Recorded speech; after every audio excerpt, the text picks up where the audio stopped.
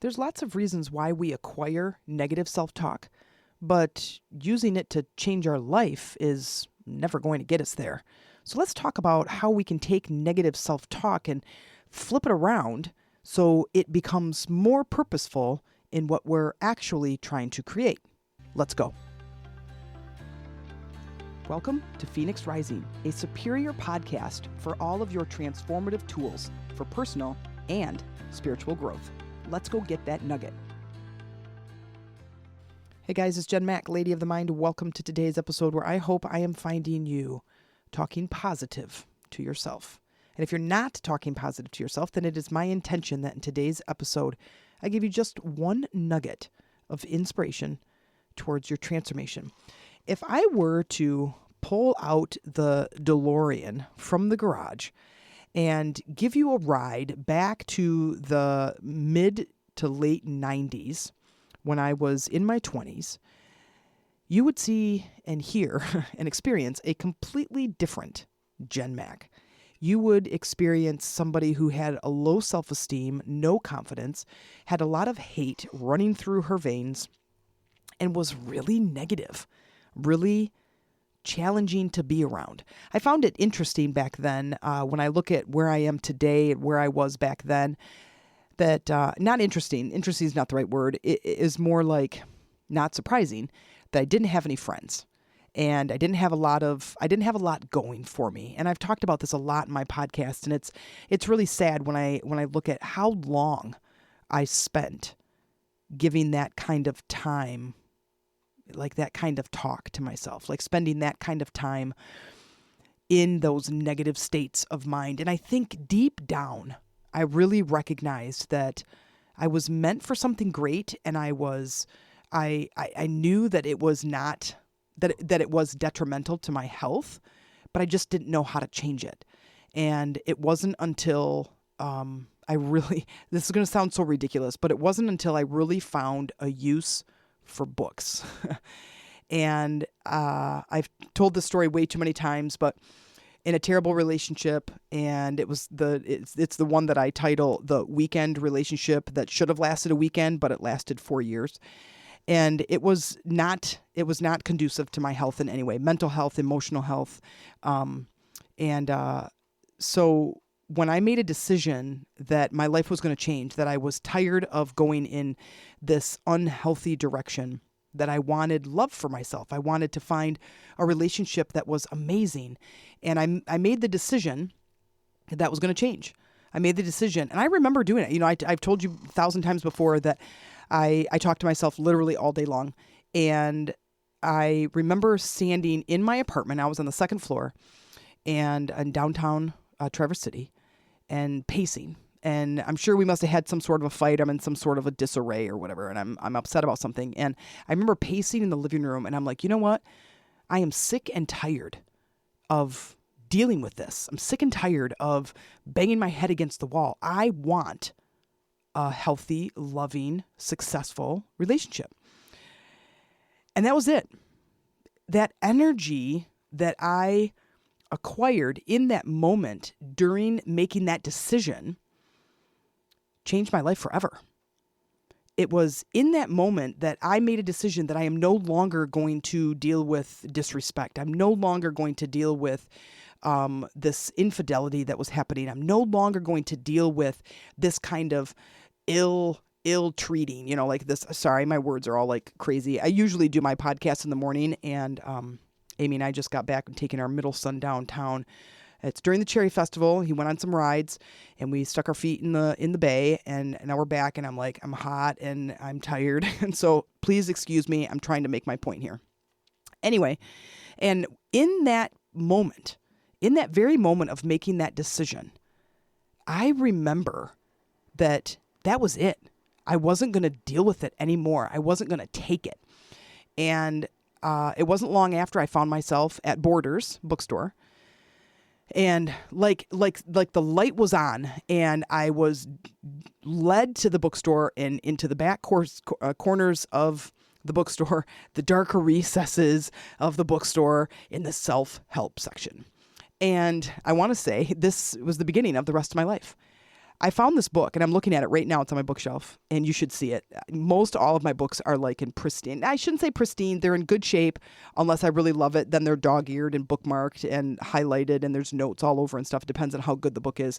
This one, however, the cover is missing. The binding is broken. There's pages that are just like highlighted, dog-eared, underlined, notes all over the place.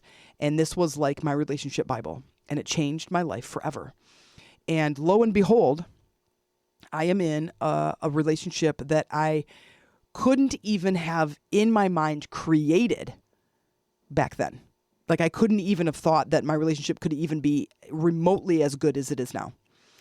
And I find it to be so interesting that how negative I was, that years later, I have found what I have now. That is this most amazing relationship I could ever imagine. And I want you to have that. I want you to have whatever it is in your life that you are trying to solve by banging your head against the wall and you're not getting whatever it is that you want. And I want you to have the most amazing life ever. Ever. Because the thing that is working the most for me right now is my relationship.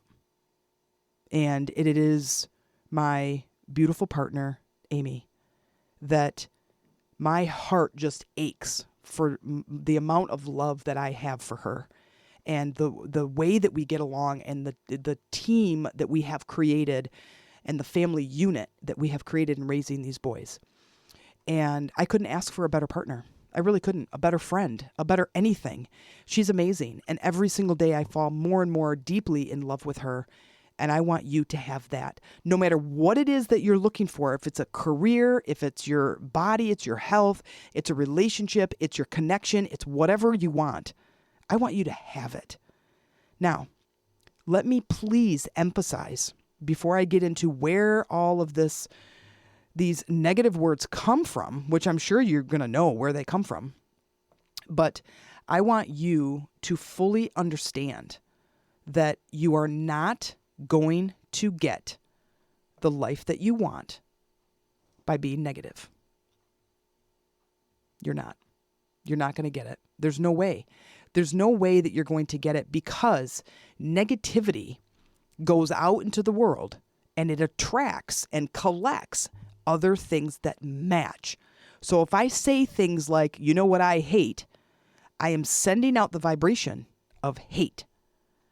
And what am I going to attract? More things that align with that word.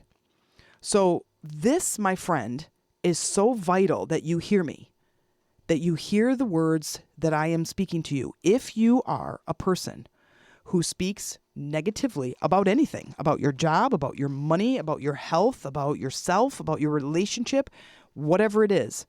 And we just did this a couple of days ago in the podcasts. And I said, take a piece of paper and write down the thing that is not working. Health, wealth, relationships, your career, right top. Which one of those areas is not working out? And then how do you talk about that thing? Are you positive about it or are you negative about it? And you're like, I'm negative. Like, I don't talk good about that at all. And I go, that's why. And you're like, but Jen, listen, you don't understand. I talk about it because that is what's showing up. And I said, well, yes, that is exactly what it seems. But because you keep talking about it, it keeps it in that position. It keeps it there. You're holding it in that space. Listen, I have been doing this energy work for 11 years. 11 years, sometime, it was the end of the month, the end of last month, the 25th of June. And I've been doing this work for 11 years. And I have helped several women overcome whatever the negative thing is, and then literally within a 24-hour period, even less, mostly less, see that thing completely flip around. A relationship, money starts coming in. They get the job that they've been applying for a long time, and all of a sudden the job opens up. This is the power that I'm talking about, the power of your words. Okay, let's talk about where it comes from. Now, when I was younger, and you guys have heard me talk about my relationship with my mom, I love my mom to death. And I love our relationship now. I love how it is. And I loved my mom to death even back then, but there were some problems, it was very one-sided, but that was the very first thing that I tackled in my relationship. If I was sitting back and listening to this podcast and the Gen Max said to me, what's the area of your life that isn't working? I'd say my relationship. And what's the biggest one you want to work on right now? I'd say my mom, my relationship with my mom. I love my mom to death, but I just don't have that great of a relationship with her. It's very one-sided. I listen to all of the things about her. I ask her questions, and she never once asks questions about me and my life or my career or my partner or my kids or anything. And so that was very challenging for me. I felt like I didn't exist. I'm just this person that, I hold her up, and I talk with her, but she doesn't know anything that's going on in my life. Anyway, I wanted that to change. So I was able to change it without her knowing. She still doesn't know. She still just thinks we're just friends. She doesn't know any different. And that's what I worked on. And it was literally this one time making a decision, working on it, changing the words, clearing the energy around what I was saying about my mom and clearing the energy. So now energetically, she gets to show up differently. So here's an example I used a long, long time ago when I used to talk to Cameron about stuff like this.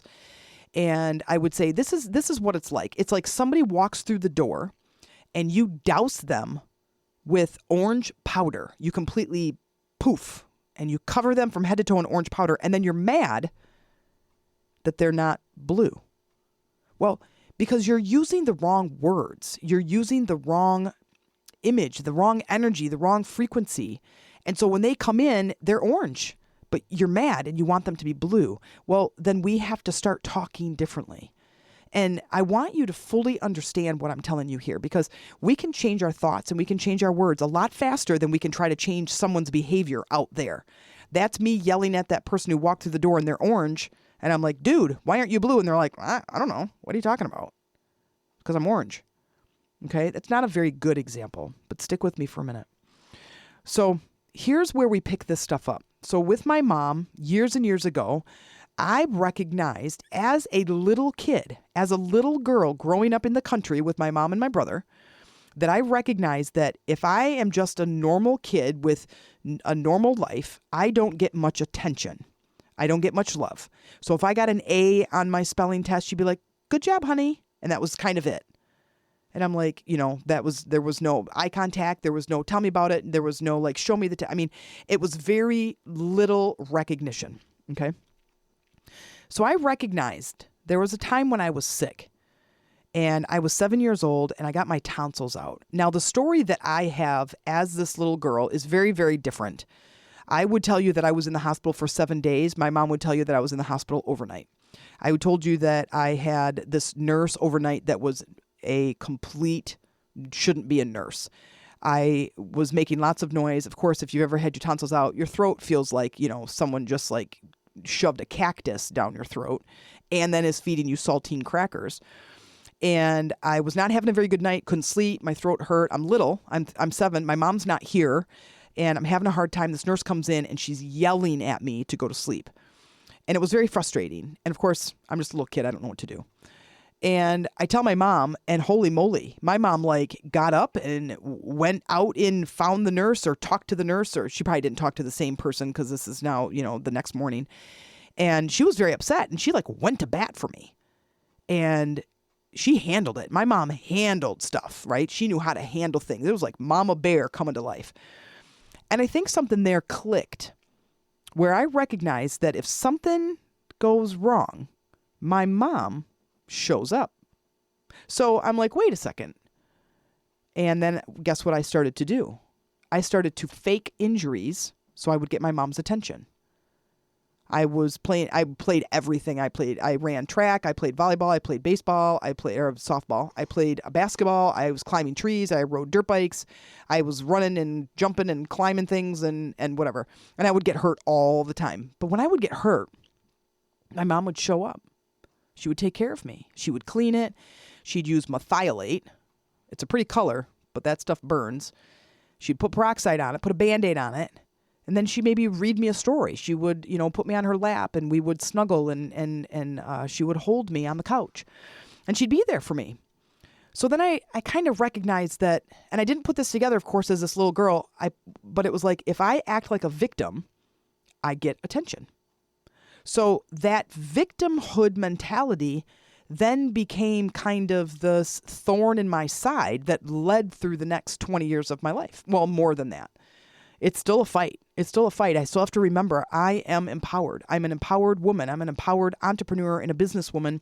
And I'm a leader, and I want to lead a group of people who are ready to go in their life, and they're ready to let go of that victim mentality. They're ready to let go of that negative frame of mind, because it is not going to create the life you want. You cannot send out the word hate and attract things that you love. They don't go together. And that's putting your order out to the universe for vanilla ice cream and expecting chocolate. It's just not going to work. And ask me how I know, right? And it wasn't until I changed my mind, it wasn't until I made a decision that I wasn't going to do it anymore, that things started changing for me. So we get it from our early childhood experiences. Sometimes the payoff is we get attention. We get comfort. Somebody rescues us. How many of you have done some sort of victim mentality thing, the damsel in distress kind of thing, and somebody swoops in and solves your problem for you? Well, it sounds great for a little while, but until you can keep them doing it, but then the thing is, you don't get all of the other effects. You don't get the respect. You don't get confidence and a higher self-esteem. You don't get to feel empowered. You are a victim who somebody is taking care of. And at the end of the day, when I heard somebody say, I read it in a book probably, nobody is coming to rescue you. And I go, well, that sucks. But you know what? I'm a much stronger woman because I read that phrase. I read that sentence somewhere in some book. Nobody is coming to rescue you. There are people who will come in and maybe they'll pay your bill, they'll pay your car payment, they'll come and clean your apartment, they'll go and get you food, they'll pick you up from work, maybe they'll even talk to your boyfriend or your ex and tell them a little what for, maybe they'll yell at your kids, maybe they'll go to write an email to your boss and tell them you need a raise. They'll come in and do some things, but at the end of the day, it is up to you to create what you want. So let's get to it. We have lots of different ways. There's traumatic events that lead us to talking negative. There's societal and cultural influences. Just like what I say, like in our society is hanging around the water cooler at work. You don't sit there and complain and or talk nice about your boss and your work. People are be like, dude, get out of my face. You're going to go in, you're going to complain. Complaining is a way of connecting, but the problem is it keeps the problem there. The more we complain about it, you notice that the more the problem, that doesn't go away. And so I think that what happens is we begin to create this terrible habit of negative self-talk. So I want to give you my top 5 ways on how you can overcome and you can move through this space to allow yourself to release this negative talk and begin to shift to a more positive, a more empowering way to handle things. So, and identify things. So you're gonna basically talk your life into existence, a new life, just like I did with a new relationship. I had to change my vocabulary. I had to stop saying how much I hate this and start saying I'm looking forward to being in love and being excited about finding someone who is amazing. So the very first thing is you have to start thinking about what you're thinking about. This is why I talk about journaling all the time, is bring out the book and write the topic and write the thing that you want and then go, okay, what are all the beliefs that are supporting you not having that thing? I want $1 million business. Okay, well, why don't you have $1 million business? Oh, well, because I don't feel like I'm smart enough. Because I don't feel like many people are listening to my podcast, or maybe my coaching program isn't that great. It's like, well, then you're never going to have what you want if those are the beliefs, because all of those beliefs that you write underneath that title is supporting you not having the thing that you want. So what do we have to do? First, we have to identify. We have to think about what we're thinking about. Now, it requires some mental energy. This is the waking up process that I'm constantly talking about, is like clapping your hands in front of your face and going, okay, be present. What am I thinking about right now? How am I talking to myself? How am I talking about this thing in my life that I want to change? Okay. The next is creating a new one. Create new beliefs, new words, new vocabulary. Started using words like love instead of hate. Starting using encouraging words like, I'm going to figure this out versus I can't do this. And then the most important step is to practice. Get somebody on board in your family that you can talk to. When we started using different words with the kids, more encouraging words and different frames and different perspectives and how we were talking to our kids, we had to practice. So literally when Amy and I were together driving in the car, we're like, okay, I'm going to be Cameron, you be you, and here's what he says. And then we would role play and we would practice. And I find this to be so important. And it might seem weird, but I want you to do it. I want you to practice, because for years we've been saying, I can't and I hate and I don't want to. But I want you to say, I love and I'm excited and I'm going to.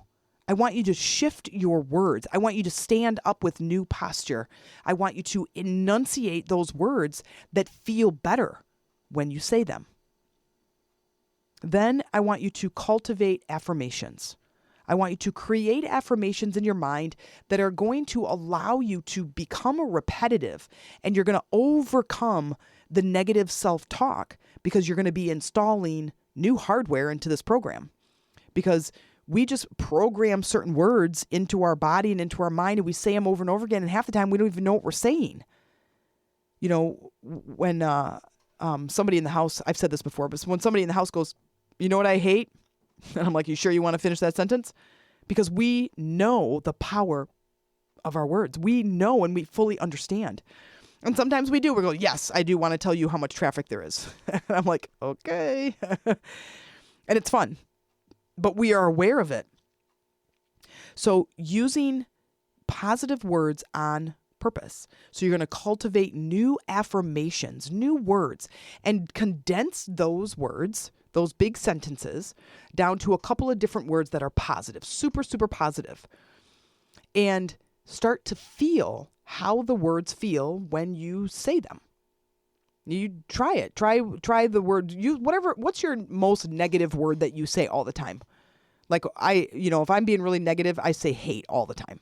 So I'm like, okay, so try that word on. Try it on. Say it over and over and over again and try how it feels.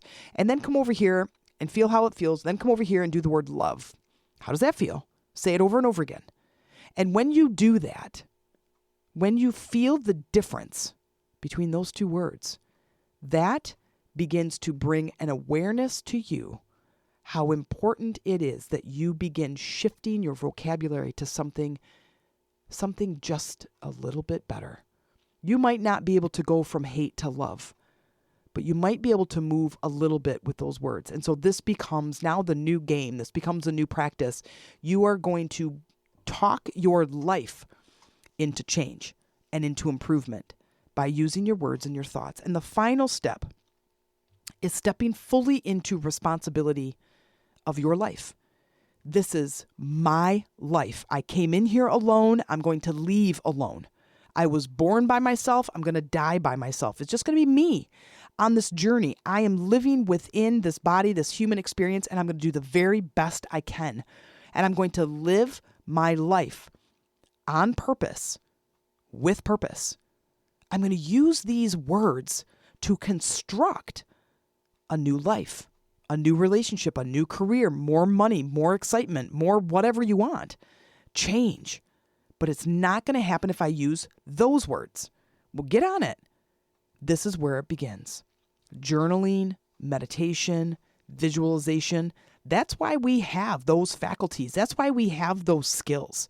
And we forgot them. Remember all the pretend play that you did as a kid, and you practiced being, a biker or a famous basketball player or a rock star or maybe a teacher or a freaking astronaut? You practiced. But what happened is you forgot. People in your life said, get your head out of the clouds and get down onto this earth. Work hard, push, kink, force, coerce, move your way to the top, get good grades. get a good job, live there forever, do it forever, and you'll earn a pension and you'll have your freedom at 65. Well, life has changed, and we know a lot more now. And what I'm encouraging you to do is to take hold of your life, because it's your life. This is your life. You're living it right now. And whatever is not working in your life is because of you. It is because you could have the same scenario, the same kids, the same partner, the same job. But if you change your words and you change your thoughts, I promise you, things will change.